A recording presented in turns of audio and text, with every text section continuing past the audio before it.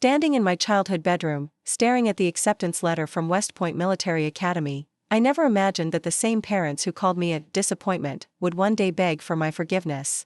But life has a twisted way of proving people wrong, especially when your little brother ends up saluting you as his commanding officer. I'd love to know which corner of the globe you're watching from. And if this story speaks to you, make sure to subscribe. Tomorrow's video is one you absolutely can't miss. My name is Sarah Mitchell, and for the first 18 years of my life, I lived in the shadow of my younger sister Emma. In our house in suburban Denver, Colorado, Emma was the golden child who could do no wrong, while I was the perpetual screw-up who couldn't seem to get anything right. The favoritism started early. When Emma was born, I was 3 years old and thrilled to have a baby sister. I remember trying to help feed her, wanting to push her stroller, and constantly asking Mom if I could hold her. But somewhere along the way, that excitement turned into resentment as I watched my parents shower Emma with the kind of attention I could only dream of receiving. Emma was naturally gifted at everything she touched. She excelled in school without trying, made friends effortlessly, and had this magnetic personality that drew adults to her like moths to a flame. Piano lessons, dance classes, art camps, my parents enrolled her in everything and celebrated every small achievement like she'd won the Nobel Prize. Meanwhile, I struggled. School was hard for me, and I had to work twice as long to get half the grades Emma earned without breaking a sweat. I was awkward socially, preferring books to parties, and had what my mother called an attitude problem. What she didn't understand was that my attitude was a defense mechanism against constantly being compared to my perfect sister. The dinner table conversations were the worst. Dad would ask Emma about her day, hanging on every word as she described her latest triumph in student government or her leading role in the school play. When he turned to me, it was usually to ask why I couldn't be more like Emma, or to lecture me about my latest shortcoming. Sarah got a C+ on her history test, Mom would announce, shaking her head with disappointment. Emma, didn't you get an A+ on your history test when you were in 8th grade? Actually, it was an A++, Emma would correct with false modesty. But Sarah, you'll get it next time. You just need to study harder. The condescension in her voice made my stomach turn, but calling her out on it only resulted in being sent to my room for being jealous and mean-spirited. When I was 15, something happened that changed the entire dynamic of our family. My parents had been trying for a third child for years, and Mom finally got pregnant again. When my little brother Jake was born, I expected him to become another Emma, another golden child for my parents to fawn over while I remained invisible, but Jake was different. He was born with some health complications that required extra attention, and as he grew, it became clear that Emma's patience for sharing the spotlight was limited. She was used to being the center of attention, and Jake's needs sometimes interfered with her social calendar. I, on the other hand, fell in love with my baby brother immediately. While Emma complained about the crying keeping her awake and Mom being too tired to help with her college applications, I was the one getting up for midnight feedings and walking the floors with Jake when he was colicky. Sarah's being dramatic again, Emma would say when I pointed out how much help I was providing. She just wants attention. But Jake seemed to understand, even as a baby, who genuinely cared for him. As he grew into a toddler, he would reach for me when he was scared, run to me when he was hurt, and light up when I came home from school. The bond between us was immediate and unshakable. My parents, exhausted from Jake's demanding schedule and Emma's increasing list of extracurricular commitments, seemed grateful for my help but never acknowledged it directly. I was expected to babysit, help with homework, and manage Jake's doctor appointments, but it was treated as my responsibility rather than a favor I was doing for the family. High school was brutal. Emma was 2 years younger but somehow managed to overshadow every achievement I managed to scrape together.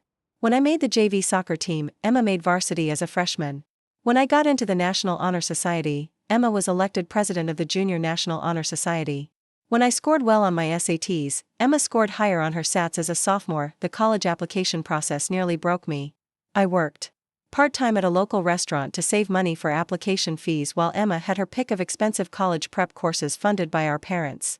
I spent hours researching scholarships and writing essays, while Emma had a private college counselor helping her navigate the process. When acceptance letters started arriving, the differences became even more stark. Emma was accepted to every Ivy League school she applied to, with my parents throwing an actual party to celebrate her Harvard acceptance. My acceptance to Colorado State University was met with polite congratulations and immediate questions about how I planned to pay for it. "We've already committed so much to Emma's education," Dad explained when I asked about help with tuition. "And Jake's medical expenses are significant. You understand, right? You've always been more independent anyway." Independent. That was their way of saying I'd been on my own for so long that they assumed I preferred it that way, but the real breaking point came during Emma's high school graduation party. The backyard was filled with relatives, family friends, and Emma's classmates, all celebrating her acceptance to Harvard and her full scholarship. I was in the kitchen, helping serve food and clean up, when I overheard a conversation between my parents and my Aunt Linda. "You must be so proud of Emma," Aunt Linda was saying. "Harvard. And that scholarship, she's really something special." "We are incredibly proud," Mom replied. "She's everything we could have hoped for in a daughter." "And what about Sarah?" Aunt Linda asked. "Where is she headed for college?" There was a pause that seemed to stretch forever. "Sarah's going to Colorado State," Dad said finally. "It's more her speed, you know? Emma's always been the academic one. Sarah's more practical." "Well, both girls have their strengths," Aunt Linda said diplomatically. "Of course," Mom agreed quickly. "But Emma's just always been easier. Sarah's always been challenging, moody, argumentative. We've tried to help her, but she seems determined to make things difficult." Standing in that kitchen, holding a tray of dirty dishes, I felt something inside me shatter. Not break, shatter completely, like glass hitting concrete. 20 years of being the afterthought, the disappointment, the challenging one, and this was how they really felt about me. I set down the tray and walked out of the kitchen, through the party, and up to my room. No one noticed me leave. They were all too busy celebrating Emma's success and bright future. That night, lying in bed listening to the sounds of the party winding down, I made a decision that would change the trajectory of my life forever. I wasn't going to Colorado State University. I wasn't going to stay in Denver and continue being the family disappointment while Emma shined at Harvard and my parents continued to see me as a burden. I was going to prove them wrong in a way they never saw coming. The next morning, while everyone was sleeping off the celebration, I drove to the military recruitment office downtown. I'd been thinking about the military for months, drawn to the structure, the clear expectations, and the opportunity to prove myself based on merit rather than family dynamics. Staff Sergeant Rodriguez, the Army recruiter, was professional but kind as she explained my options. When I mentioned my interest in becoming an officer, she talked about the various paths available, including West Point Military Academy. "West Point is extremely competitive," she warned. "The application process is rigorous, and you need a congressional nomination. But if you're serious about military service and leadership, it's the gold standard." I was serious. More serious than I'd ever been about anything in my life. The application process for West Point was grueling, but I threw myself into it with a determination that surprised even me. I retook the SATs and scored higher than I ever had before. I documented my leadership experience, including my role essentially raising Jake. I got letters of recommendation from teachers who had seen me struggle and persevere. Most importantly, I reached out to our congressman's office about a nomination. The interview for the congressional nomination was terrifying. Sitting across from a panel of military officers and community leaders, I had to articulate why I wanted to serve my country and why I deserved this opportunity. When they asked about my motivation, I gave them the honest answer. "I want to prove that leadership isn't about being the smartest person in the room or the most naturally gifted," I said. "It's about dedication, perseverance, and putting the mission and your people before yourself. I've been preparing for this my entire life, even when I didn't know it." 3 months later, the acceptance letter arrived. I stared at it for a full 10 minutes before reality sank in. I, Sarah Mitchell, the family disappointment, had been accepted to West Point Military Academy with a full scholarship. I told Jake first. At 8 years old, he didn't fully understand what West Point was, but he understood that I was proud and that it was something important. "Are you going to be a soldier?" he asked, wide-eyed. "I'm going to be an officer," I corrected. "Someone who leads soldiers. Like a superhero?" I laughed and ruffled his hair. "Something like that, buddy." When I told my parents that evening at dinner, the reaction was not what I expected. Instead of pride or congratulations, they looked concerned. A lot of love and effort went into bringing this story to life. If you're enjoying it, we'd be so grateful if you'd subscribe to our channel. Now, back to where we left off, the military. Mom said, her fork frozen halfway to her mouth. "Sarah, that seems so drastic. Are you sure you've thought this through?" "West Point is a great school," Dad added carefully, "but it's such a commitment. 4 years there, then you owe them 8 years of service. That's 12 years of your life." "Emma's going to Harvard," Mom said, as if that was somehow relevant. "She'll have so many opportunities after graduation. The military seems so limiting." I felt that familiar burn of resentment in my chest, but this time it was different. This time, I had something they couldn't diminish or compare to Emma's achievements. "West Point is harder to get into than Harvard," I said quietly. And I'll graduate as a commissioned officer in the United States Army. I'll have leadership training and experience that no civilian college can provide. But you could still change your mind, Mom pressed. Defer for a year, maybe apply to some other schools. I'm not changing my mind, I said firmly. This is what I want.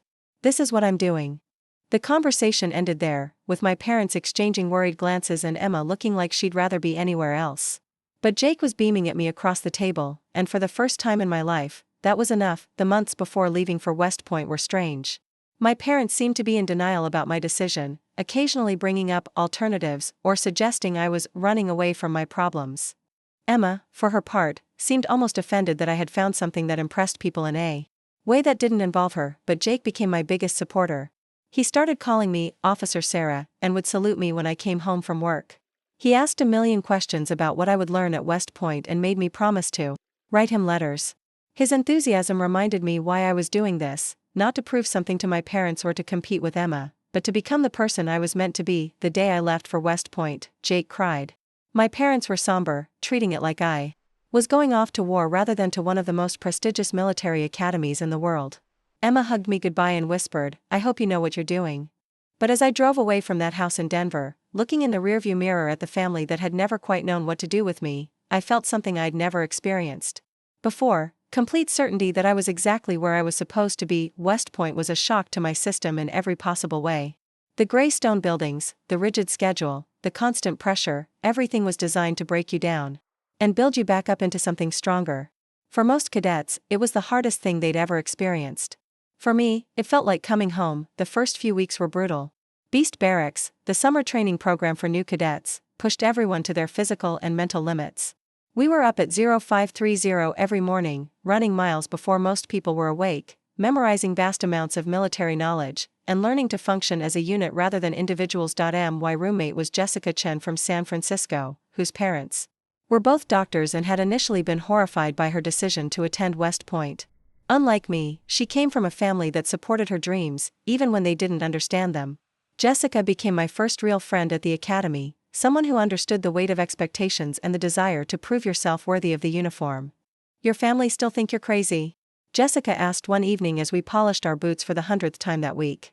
They don't say it outright anymore, I replied, working the polish into the leather with methodical precision. But my mom keeps sending me care packages with college brochures for backup options. Jessica laughed. At least they send care packages. My dad keeps sending me medical school applications. The academic workload at West Point was intense, but I thrived under the pressure. Engineering courses, military history, leadership theory, everything built on itself to create officers who could think strategically and adapt quickly. For the first time in my educational career, I wasn't struggling to keep up. I was excelling. My tactical officer, Major Williams, noticed my performance early on. A career infantry officer with 2 combat deployments, he had little patience for cadets who couldn't handle the pressure. But he seemed to respect my work ethic and determination. Mitchell, he called out after a particularly challenging tactical exercise where I'd led my squad through a complex scenario. Good work today. You've got natural leadership instincts. Those words meant more to me than any praise I'd ever received. This was a man who had led soldiers in actual combat, and he was telling me I had what it took to be an officer. The letters from home were sporadic and usually disappointing. Mom would write about Emma's achievements at Harvard, her perfect grades, her internships, her growing list of prestigious opportunities. Dad's letters were shorter, usually just asking about my grades and reminding me that I could always transfer if the military wasn't working out. But Jake's letters were different. Even though he was only 9 years old, his letters were full of excitement about my training and pride in what I was accomplishing. He would draw pictures of me in uniform and tell me about school, always ending with how much he missed me and how proud he was to have a sister at West Point. During my first Christmas break, the contrast between my 2 worlds became even more apparent. Emma was home from Harvard, full of stories about her professors, her research opportunities, and her plans for graduate school. My parents hung on every word, asking detailed questions and beaming with pride. When they asked about West Point, their questions were perfunctory and tinged with concern. Are you eating enough? Are they treating you well? Are you sure you're happy there? They couldn't understand that the challenge was exactly what I loved about it. The breaking point came during Christmas dinner when my Uncle Robert, a successful businessman, started questioning my career choice. The military's fine for some people, he said, cutting into his prime rib, but Sarah's always been smart. She could do something with more potential for advancement. More financial opportunity. Sarah's doing exactly what she wants to do. Jake piped up from across the table, his young voice cutting through the adult conversation. She's going to be an officer. That's important. Emma laughed, not unkindly, but with the casual dismissiveness I'd grown up with. Jake, you don't really understand what that means. Sarah's basically going to be a government employee with no real room for growth. That's not true, I said quietly, my fork frozen over my mashed potatoes. I mean, it's honorable, Emma continued, but let's be realistic about the limitations. I'll be starting at a consulting firm next summer making more than most military officers make after 10 years of service. The table went silent. My parents looked uncomfortable, caught between their pride in Emma's success and their awareness that she was essentially insulting my chosen career. Money isn't everything, Jake said, his 9-year-old wisdom cutting through the tension. Jake's right, I said, setting down my fork and looking directly at Emma. But since we're talking about limitations, let me explain something about the military that you might not understand. In 4 years, I'll graduate as a second lieutenant in the United States Army. I'll be responsible for the lives and welfare of 30 to 40 soldiers. I'll make decisions that could mean the difference between life and death. I'll be tested in ways that no boardroom or consulting project could ever prepare someone for. Emma's expression shifted slightly, but she wasn't done. That sounds stressful. And dangerous. It is both of those things, I agreed. But it's also the most important work I could imagine doing. While you're optimizing profit margins, I'll be serving my country and leading people who depend on me to bring them home safely. The conversation ended there, but the damage was done. I could see in my parents' faces that they still didn't understand, still saw my choice as somehow less valuable than Emma's traditional path to success. Spring semester brought new challenges and new opportunities. I was selected for the debate team, where my ability to think quickly and argue persuasively served me well. I also joined the mountaineering club, discovering a love for rock climbing that challenged me in entirely new ways, but the most significant development was my growing reputation as someone other cadets could rely on. When classmates struggled with coursework, they came to me for help. When someone was having trouble with the physical demands of training, I was there to push them through. When conflicts arose within our company, people sought me out as a mediator. Major Williams pulled me aside after a leadership exercise where I'd successfully coordinated a complex multi-team operation. Mitchell, you've shown exceptional leadership potential, he said, his tone serious. I'm recommending you for advanced leadership training next summer. It's competitive, but I think you're ready for it. The advanced leadership program was held at Fort Benning, Georgia, where I trained alongside cadets from other service academies and ROTC programs from across the country. The program focused on small unit tactics, decision-making under pressure, and crisis leadership. For 6 weeks, we were pushed to our absolute limits. We planned and executed complex military operations, often with incomplete information and under extreme time pressure. We learned to make life and death decisions quickly and to live with the consequences of those choices. During one particularly challenging exercise, I was put in command of a mixed unit of 30 cadets from different academies. Our mission was to secure a village that was supposedly under attack by insurgents, but the scenario kept changing as new information came in. Halfway through the exercise, we discovered that some of the civilians we were supposed to protect were actually enemy combatants, and some of the insurgents we were supposed to eliminate were actually friendly forces who had been cut off from their unit. The fog of war simulation was so realistic that several cadets froze under the pressure. Mitchell, the exercise controller, called out, "You've got wounded soldiers, limited ammunition, and conflicting intelligence reports. What's your call?" I looked around at the 30 faces watching me, waiting for orders that could save or doom their simulated lives. The weight of command, even in a training scenario, was both terrifying and exhilarating. "First squad, establish a perimeter around the wounded," I ordered. "Second squad, advance cautiously toward the suspected enemy position, weapons ready. But do not fire unless fired upon. Third squad, attempt to establish communication with the isolated friendly forces. Medics, treat the wounded but be prepared to move on my command." The exercise continued for another hour, with constant new challenges and impossible decisions. When it was over, the exercise controllers debriefed us on our performance. Cadet Mitchell, the lead instructor, said, "Your decision-making under pressure was exemplary. You balanced aggression with caution, took care of your people, and adapted quickly to changing circumstances. That's the kind of leadership we need in our officer corps." That summer changed something fundamental in how I saw myself. I wasn't just Sarah Mitchell anymore, the disappointment from Denver who couldn't measure up to her perfect sister. I was A leader, someone others could depend on in the worst possible circumstances. When I returned to West Point for my second year, the change was noticeable. Underclassmen sought me out for guidance. Upperclassmen treated me as an equal rather than just another plebe. My tactical officers began giving me more responsibility and more challenging assignments, but perhaps the most significant change was in my letters home. Instead of writing defensive explanations of my choices, I was writing with confidence about my achievements and future plans. I told them about my selection for advanced leadership training, my improving class rank, and my growing certainty that I was exactly where I belonged. Jake's letters back were full of excitement and pride. He had started telling people at school that his sister was going to be an Army officer, and he peppered his letters with questions about military tactics and leadership that showed he was actually researching and learning about my chosen profession. My parents' letters remained polite but distant. They would acknowledge my achievements with brief congratulations, then spend paragraphs discussing Emma's latest internship or academic honor.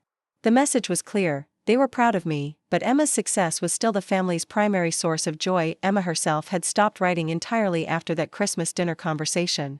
Whether she was busy with her own life or simply had nothing to say to her military sister, I didn't know. But her silence spoke volumes about how she viewed my choices. By the end of my second year, I had been selected for the honor guard, earned a spot on the dean's list, and received recognition for my performance in summer training. I was no longer the struggling student who had to work twice as hard for half the recognition. I was becoming the officer I had always had the potential to be, but the most important change was internal. For the first time in my life, I genuinely didn't care what my parents or Emma thought about my choices. I had found my purpose, my calling, and my home. The approval I had spent 18 years desperately seeking from them had been replaced by something far more valuable: self-respect and the respect of people whose opinions actually mattered to me. The girl who had left Denver feeling like a disappointment was becoming a woman who could lead others through the most challenging circumstances imaginable. And Jake, with his unwavering support and genuine pride in my achievements, remained the only family member whose opinion still carried weight with me. As I prepared for my third year at West Point, I had no idea that the dynamics that had shaped my childhood were about to be turned completely upside down in ways I never could have imagined. The phone call came at 0230 hours on a Tuesday night during my junior year at West Point. I was deep in sleep when my roommate Jessica shook me awake, holding out her cell phone with a grim expression. "Sarah, it's your dad. He says it's urgent." My heart immediately went to Jake. At 11 years old, he was still dealing with some health issues, and emergency calls in the middle of the night were never good news. I grabbed the phone, trying to shake off the fog of interrupted sleep. "Dad? What's wrong? Is Jake okay?" "Jake's fine." Dad's voice was strained, tired. "Sarah, I need to tell you something, and I don't know how to say this gently. Your mother, she's been diagnosed with breast cancer." The world seemed to tilt sideways. My mother, for all our complicated relationship, had always been a constant presence in my life. The idea of her being seriously ill was something I couldn't immediately process. "How bad is it?" I asked, my training kicking in. In crisis situations, you gathered information first, then made decisions. "Stage 2. The doctors say it's treatable, but she'll need surgery and chemotherapy.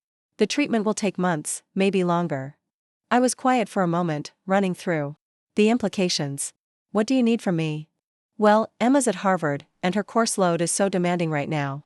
She's applying for graduate programs, and this is such a critical time for her future." I felt that familiar sting of being the second choice, even in a family crisis.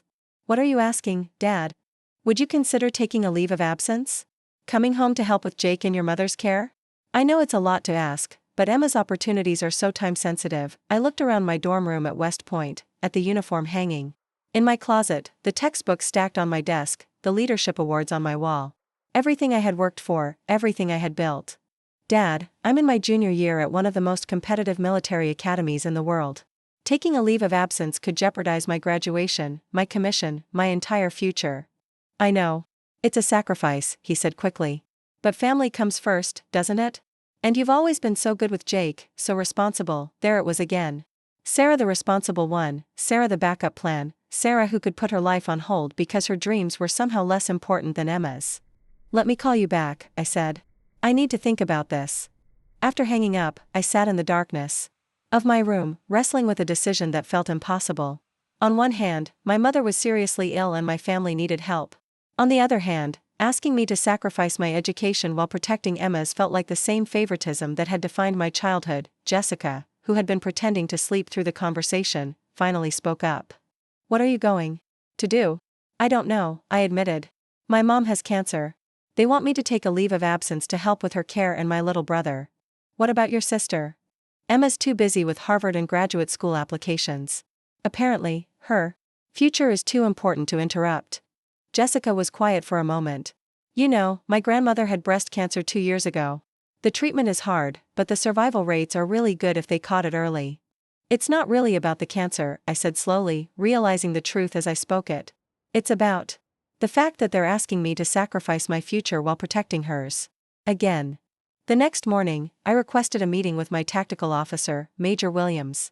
His office was spartanly decorated, a few military commendations, a photo of his wife and children, and a bookshelf filled with military history and leadership texts. Sir, I have a family situation that requires some guidance, I began, then explained the phone call and my parents' request. Major Williams listened without interruption, his expression thoughtful. When I finished, he leaned back in his chair. Mitchell, what do you think you should do? Honestly, sir? Part of me wants to go home and help. My mother is sick, and my little brother needs support. But another part of me feels like I'm being asked to sacrifice my future while my sister's is protected, and that doesn't sit right with me. Tell me about your sister. I explained Emma's academic success, her acceptance to Harvard, and the family dynamic that had always favored her achievements over mine. And what would taking a leave of absence mean for your military career? It would delay my graduation by at least a year, possibly more depending on how long I'm gone. It could affect my class ranking, my branch selection, and potentially my entire trajectory as an officer. Major Williams nodded slowly. Mitchell, I'm going to share something with you that I learned early in my military career. Sometimes the most loving thing you can do for your family is to maintain your own boundaries and pursue your own mission. If you constantly sacrifice your goals for other people's emergencies, you'll never accomplish anything meaningful. He paused, looking out the window at the Hudson River. Your mother's illness is serious, and I understand the desire to help. But you have to ask yourself, are you the only person who can provide this help? Are there other solutions that don't require derailing your education and career? That afternoon, I called home and asked to speak with Jake directly.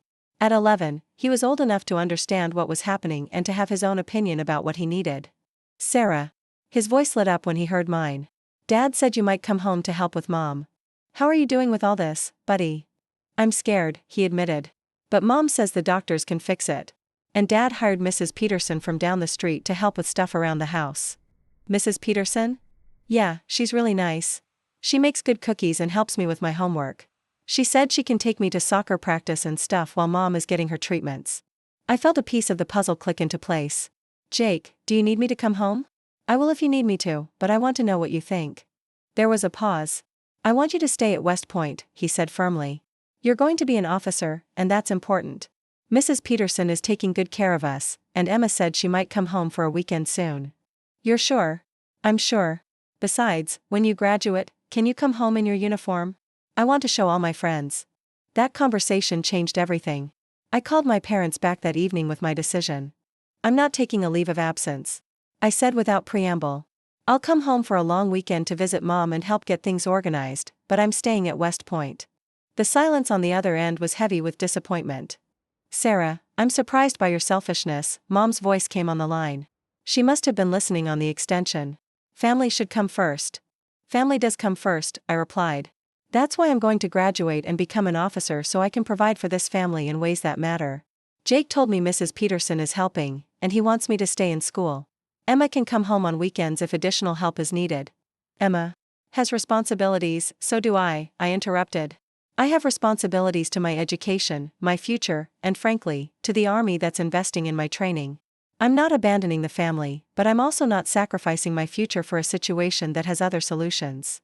The call ended with cold politeness, but I felt something I hadn't experienced before, complete confidence in my decision. For the first time in my life, I had chosen my own path over my family's expectations, and it felt right. Over the following months, I kept in close contact with Jake through letters and phone calls. Mom's treatment was progressing well, and she was responding better than expected to chemotherapy. Emma did manage a few weekend visits, though her letters to me were filled with complaints about how difficult it was to balance her academic workload with family obligations. Meanwhile, my junior year at West Point continued to exceed my expectations. I was selected for the Cadet Honor Committee, earned recognition for academic excellence, and was chosen to attend a summer internship program with the Pentagon.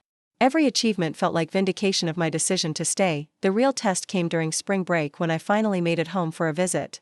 Mom had lost her hair to chemotherapy but was in good spirits, and Jake had grown 3 inches and was doing well in school. The house felt different, more peaceful somehow, without the constant undercurrent of comparison and competition that had defined my childhood, but the most significant moment came when I was alone with Mom in the kitchen, helping her prepare dinner. "I was angry with you for not coming home," she said quietly, not looking at me as she chopped vegetables. "I felt like you were choosing school over family." "I was choosing my future," I replied. "The same way you've always encouraged Emma to choose hers." She stopped chopping and looked at me directly. "You're right. We have asked more of you and expected less for you. I don't know when that started or why, but you're right." It wasn't a complete apology, but it was acknowledgement. More than I had ever received before. "I'm proud of what you're doing at West Point," she continued. "I don't understand it completely, but I can see how much it means to you. And Jake talks about you constantly. He's so proud to have a sister who's going to be an army officer." That evening, Jake showed me his room, which was now decorated with military memorabilia he'd been collecting. Model airplanes, books about famous battles, and in the center of it all, a framed photo of me in my cadet uniform. "I tell everyone at school that my sister is going to be a real army officer," he said with pride. "Tommy Martinez's brother is in the Marines, but he's just a regular soldier. You're going to be in charge of people." "Being a regular soldier is important too," I corrected gently. "Every person who serves matters." "I know," Jake said. "But I still think it's cool that you're going to be an officer. Maybe someday I could be a soldier too. Would you be my commanding officer?" I laughed and ruffled his hair. "The Army's a big place, buddy. But if that ever happened, I'd be honored to serve with you." As I prepared to return to West Point after that visit, I realized that something fundamental had shifted in my family dynamic. I was no longer the family disappointment trying to prove myself worthy of their attention. I was an adult making my own choices and earning respect through my actions rather than seeking approval through compliance. The last 2 years of my West Point education stretched ahead of me, filled with challenges and opportunities one couldn't yet imagine. But for the first time since childhood, I felt like I truly belonged somewhere, not just at West Point, but in my own skin, confident in my decisions and secure in my purpose. Little did I know that Jake's casual comment about someday being a soldier would prove to be prophetic in ways that would test everything I thought I knew about leadership, family, and the complex relationships between duty and love. Graduation day at West Point arrived with all the pomp and ceremony befitting America's oldest military academy. The gray stone buildings gleamed in the morning sun as families gathered on the parade grounds, cameras clicking and proud voices calling out congratulations. I stood in formation with my classmates, feeling the weight of 4 years of transformation. In the crisp uniform that had become like a second skin. My entire family had come. Mom, whose hair had grown back in soft curls after her successful cancer treatment, Dad looking uncomfortable but proud in his best suit, Emma in designer clothes that probably cost more than my monthly cadet pay, and Jake, now 13 and tall for his age, wearing a tie and grinning from ear to ear. When my name was called and I crossed the stage to receive my diploma and commission as a second lieutenant in the United States Army, the applause from my family section was led by Jake's enthusiastic cheering. For the first time in my life, I was the center of positive family attention, and it felt surreal. After the ceremony, as families mingled on the grounds taking photos and celebrating, the contrast in how people treated me versus how they'd treated me 4 years ago was stark. I was no longer Sarah the disappointment, I was Second Lieutenant Mitchell, a newly commissioned officer in the U.S. Army. "I still can't believe my little girl is an Army officer," Mom said, adjusting my collar. With tears in her eyes. "You look so official." "She looks like she could kick anyone's butt," Jake added admiringly, making everyone laugh. Emma, who had graduated from Harvard the previous year and was now working at a prestigious consulting firm in Boston, seemed genuinely impressed for the first time I could remember. "I have to admit, Sarah, this is pretty incredible," she said, looking around at the ceremony and the other newly commissioned officers. "I never really understood what you were doing here, but seeing all this, it's impressive." Dad was quieter. But when he pulled me aside for a private moment, his words carried weight. "I owe you an apology," he said simply. "We didn't support your decision the way we should have. We were wrong to try to talk you out of this path, and we were wrong to suggest you sacrifice your education for family emergencies. You've proven yourself in ways we never imagined possible." That evening, at the celebration dinner my parents had arranged at a nearby restaurant, Jake monopolized my attention with questions about my upcoming assignment to Fort Campbell, Kentucky, where I would be serving as a platoon leader in the 101st Airborne Division. "Will you jump out of airplanes?" he asked, his eyes wide with excitement. That's the plan, I replied. I'll go through airborne school first, then ranger school if I'm selected. Ranger school? Emma looked up from her phone. What's that? Advanced military training, I explained. It's considered one of the toughest leadership schools in the Army. Only about 60% of people who start actually graduate. Jake was practically bouncing in his seat. That's so cool. You're going to be like a real-life action hero. I'm going to be a soldier, I corrected, but I was smiling. Leading other soldiers and completing missions. As the evening progressed, I noticed Jake asking increasingly detailed questions about military life, career paths, and what it was like to serve. When he asked about West Point specifically, I could see the wheels turning in his teenage mind. Could I go to West Point? Someday, he asked during dessert. The table went quiet. My parents exchanged glances, and I could see the same concern in their faces that they'd shown when I announced my decision 6 years earlier. Well, I said carefully, you'd need excellent grades, strong leadership experience, and a congressional nomination. It's very competitive. But it's possible? It's possible, I confirmed. But you're only 13, buddy. You've got time to figure out what you really want to do. Jake nodded thoughtfully, but I could see he was already planning my first assignment. To Fort Campbell was everything I had hoped for and more challenging than I had anticipated. Leading a platoon of 32 paratroopers, most of whom were older than me and had more military experience, required every leadership skill I had developed at West Point, and then some. Staff Sergeant Rodriguez, my platoon sergeant, was a 15-year veteran who had served multiple combat deployments. He was professional and supportive, but I could tell he was evaluating my every decision, waiting to see if this young West Point graduate could actually lead soldiers in real situations. The test came during our first major training exercise. We were conducting a simulated airborne assault, jumping into a contested landing zone and then moving to secure our objective. Everything that could go wrong did go wrong: equipment malfunctions, communication failures, and casualties that required immediate medical evacuation. In the chaos of the exercise, I had to make rapid decisions with incomplete information while coordinating with multiple units and managing the safety of my soldiers. It was exactly the kind of high-pressure leadership situation West Point had prepared me for. Lieutenant, Staff Sergeant Rodriguez said after the exercise, "You did good out there. The soldiers are talking, and they're saying you're solid. That matters more than anything else." Over the following months, I earned the respect of my soldiers through consistent performance and genuine care for their welfare. I made sure they had the equipment they needed, fought for their training opportunities, and was there for them when they had personal problems. In return, they gave me their trust and their best effort. Meanwhile, Jake's letters had become increasingly focused on military topics. He was reading military history, had joined JROTC at his high school, and was maintaining excellent grades with the specific goal of making himself competitive for West Point admission. During my first leave home after 6 months at Fort Campbell, the change in Jake was immediately apparent. He had grown taller, filled out with muscle from sports and ROTC training, and carried himself with a confidence that reminded me of myself at West Point. "Sarah," he called out as I got out of my rental car, still in uniform after traveling. "You made it. How was the flight?" But what struck me most was how he looked at my uniform, not with the wide-eyed wonder of a child, but with the respectful attention of someone who understood what it represented. Over dinner, Jake peppered me with questions about platoon leadership, airborne school, and what it was like to be responsible for soldiers in training exercises. His questions were sophisticated, showing he had been doing serious research about military careers. "I've been talking to the JROTC instructor at school," he said. "Colonel Martinez says I have real potential for military leadership. He thinks I should seriously consider West Point." My parents looked uncomfortable. The same expressions I remembered from my own announcement 6 years earlier. "Jake, you're only 14, Mom said gently. You don't need to make these kinds of decisions now. There are so many other opportunities." "Like what?" Jake asked directly. "Emma went to Harvard and now she works 100-hour weeks at a consulting firm, making rich people richer. Sarah serves her country and leads soldiers. Which one sounds more meaningful to you?" The directness of his question caught everyone off guard.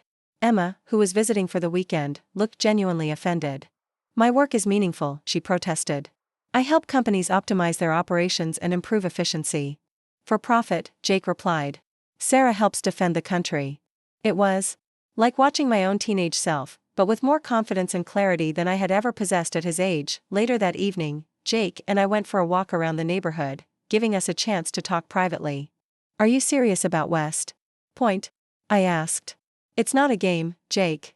It's 4 years of the hardest academic and military training in the world, followed by at least 8 years of active duty service. "I'm serious," he said without hesitation. "I've thought about it every day since your graduation. I want to serve, and I want to be an officer. I want to lead soldiers like you do." "What do Mom and Dad think?" Jake shrugged. "They're worried, just like they were about you. But they can't argue with your success. You've proven that. Military service is a noble career, not a backup plan." We walked in silence for a while, and I realized that my little brother had grown into a young man with his own clear vision for his future. The same vision that had driven me through West Point and into my current role. "If you're really serious about this," I said finally, "I'll help you. I'll help you understand what you're getting into, help you prepare academically and physically, and support you through the application process. But you have to be absolutely sure this is what you want." "I'm sure," Jake said firmly. "I've been sure since I watched you graduate. I want to be like you, Sarah. I want to serve." That night, lying in my childhood bedroom that felt foreign after months of military quarters, I thought about the strange turn my life had taken. The family disappointment had become the role model. The backup plan had become the inspiration, and for the first time, I allowed myself to imagine a future where Jake and I might serve together in the army, where the little brother who had always believed in me might one day salute me not as family, but as his commanding officer. The thought was both thrilling and terrifying, but as I drifted off to sleep, I realized it was exactly the kind of challenge that made military service meaningful. Leadership wasn't just about commanding strangers, sometimes it meant being responsible for the people you love most in the world. 8 years later, I stood in the operations center at Forward Operating Base Lightning in Afghanistan, reviewing intelligence reports as a newly promoted major. At 29, I commanded a battalion of over 400 soldiers, and my deployment record included 2 combat tours that had tested every leadership principle I'd learned at West Point. The secure satellite phone rang, cutting through the controlled chaos of the operations center. The voice on the other end was Jake's, but it carried a formality I'd never heard before. "Ma'am, this is Second Lieutenant Jacob Mitchell, requesting to speak with Major Mitchell regarding my unit assignment." My heart stopped. Jake had graduated from West Point 3 months earlier, but his assignment location had been classified. Now I knew why. "Jake," I said, stepping away from the tactical displays to take the call privately. "Actually, ma'am, it's Lieutenant Mitchell now. I'm calling to inform you that I've been assigned to the 2nd Brigade Combat Team, 101st Airborne Division. I believe you're familiar with the unit." I was more than familiar, I was their battalion commander. "Jake, are you telling me you're being assigned to my battalion?" "That's correct, ma'am. I report for duty Monday morning. I wanted to give you advance notice in case there were any complications with the family relationship." The irony was overwhelming. The little brother who had looked up to me with such admiration was now going to be serving under my direct command. The boy who had dreamed of being a soldier was now a commissioned officer reporting to his sister. "There won't be any complications," I said firmly. "When you report Monday, you'll be Lieutenant Mitchell, and I'll be Major Mitchell. You'll be judged on your performance, not our relationship. Is that understood?" "Understood, ma'am. Thank you." That weekend, I called home to talk to my parents about the situation. The conversation was surreal, discussing professional protocol for commanding my own brother with the same parents who had once dismissed my military ambitions as a phase. "Are you okay with this?" Mom asked, her voice concerned. "It seems like such an unusual situation." "It's actually not that uncommon in military families," I explained. "The Army has protocols for family members serving together. Jake will be treated exactly like any other lieutenant in my battalion." "But what if something happens to him?" Dad's voice was tight with worry. "What if you have to send him on a dangerous mission?" That question had been haunting me since Jake's call. As a battalion commander, I made decisions daily that put soldiers at risk. The possibility of having to send my little brother into danger was something I'd have to reconcile with my responsibilities as an officer. "Dad, Jake is a soldier now. He knew the risks when he chose this career, just like I did. If I show him favoritism or try to protect him from his duties, I'll be failing both him and the Army." Monday morning arrived with the typical controlled chaos of a military base receiving new personnel. I stood in my office, reviewing the files of 3 new second lieutenants reporting to my battalion, including Jake's. On paper, Second Lieutenant Jacob Mitchell was an impressive officer candidate. Top third of his West Point class, excellent physical fitness scores, high marks in leadership evaluations, and a letter of recommendation from his tactical officer that described him as mature beyond his years with exceptional potential for military leadership.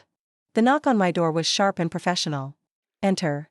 Jake walked into my office in full uniform, his posture perfect, his expression serious. For a moment, I saw not my little brother but a young officer reporting for his first assignment. Second Lieutenant Mitchell reporting for duty, ma'am. I stood and returned his salute. Welcome to the 2nd Battalion, Lieutenant Mitchell. Please, have a seat. For the next 30 minutes, I conducted the same orientation briefing I gave every new officer. I explained the battalion's mission, introduced him to the chain of command, and outlined my expectations for junior officers. Jake listened intently, asked intelligent questions, and took notes like any professional soldier would. You'll be assigned to Alpha Company as a rifle platoon leader, I concluded. Captain Rodriguez will be your company commander, and Staff Sergeant Williams will be your platoon sergeant. Both are excellent soldiers who will help you learn your job. Thank you, ma'am. I'm honored to serve in your battalion.